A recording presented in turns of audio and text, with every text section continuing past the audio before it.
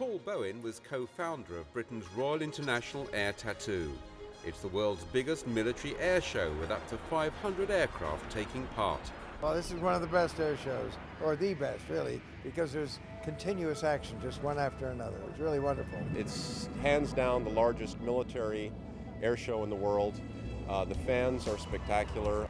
It all started back in 1971 when two young air traffic controllers organised a charity display at a small airfield near London. Paul and his friend Tim Prince sometimes ignored protocol to bring in top acts from overseas, and it paid off.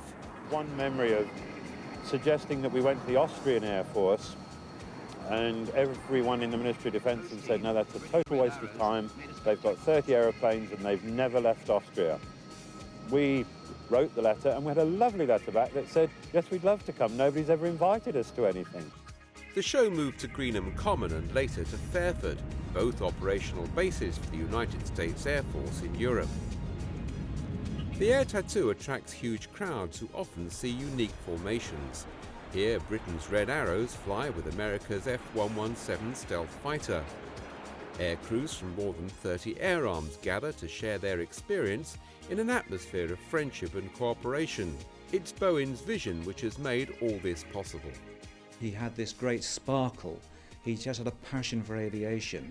And of course he was talking to aviators, and so it was a common language, and they saw him as a very important man, and he did achieve great things. Some of Bowen's proudest moments came at the end of the Cold War, when aircraft from Russia and Eastern Europe appeared at the show for the first time. A few years earlier, it would have been unthinkable for such types to land at a NATO airbase. Having the Russian maritime bear parking up alongside a B-52 and a B-1, and to see Paul's face, having achieved this great bringing together of the past enemies, and then see him in front of all these aircrew having a good time, talking about when they met each other over the North Atlantic or whatever, was really rather wonderful. Bowen's many contacts included military chiefs of staff and legendary aviators such as the wartime ace Douglas Bader, who flew with artificial legs. It was in Bader's memory that Bowen helped to set up the Tattoo's Flying Scholarships. The scheme helps disabled people to learn to fly.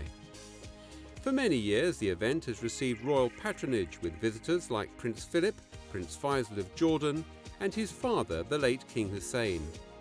Earlier this year, Queen Elizabeth attended to inspect a guard of honour on the 90th anniversary of Britain's Royal Air Force.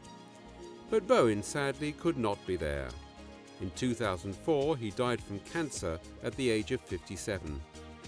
His legacy is the show he built up over more than 30 years, and which remains at the leading edge of military aviation. In recognition of his great achievements, the ICAS Foundation tonight welcomes Paul Bowen into the Airshow Hall of Fame.